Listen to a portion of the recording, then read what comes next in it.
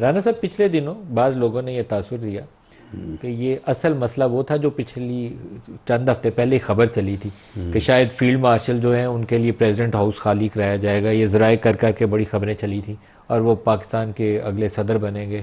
اصل مسئلہ وہ ہے شہباز صاحب لیور نہیں کر سکے, اس لیے یہ سارا شور شرابہ چل رہا ہے. برر اس کی تردید جو ہے وہ ریلیونٹ کوارٹر سے بھی ہوئی ہے.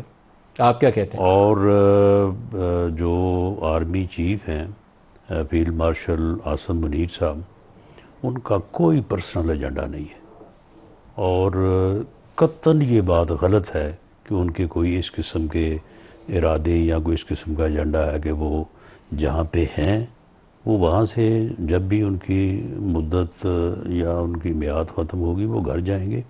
وہ کسی پرائم منسٹر ہاؤس یا پریزیڈنٹ ہاؤس میں آنے کا قطعاً کوئی ارادہ نہیں رکھتے. اور میں سمجھتا ہوں کہ اس وقت موجودہ جو پولیٹیکل لیڈرشپ ہے اسے اس سے استفادہ کرنا چاہیے, اور انہیں ٹیبل پہ بیٹھ کے اپنے سیاسی مسئلے جو ہیں ان کو ریزالو کرنا چاہیے, اور ریزالو کر کے آگے راستہ جو ہے وہ بنانا چاہیے.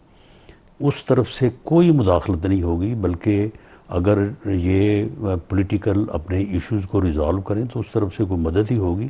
کوئی کسی قسم کی جس طرح سے پہلے ہوتا رہا ہے ایسا کوئی عمل نہیں ہوگا. بڑی کیٹیگوریکل سٹیٹمنٹ آپ نے دی. اور نہیں دیکھیں, جس دن وزیر اعظم نے آزادی 14 اگست کے موقع پہ انہوں نے کہا کہ آئیں, سب کو کہا نا کہ آئیں میثاق استحکام پاکستان کریں, تو ان کے ساتھ کون بیٹھے تھے؟ ساری عسکری قیادت جو ہے وہ بیٹھی تھی.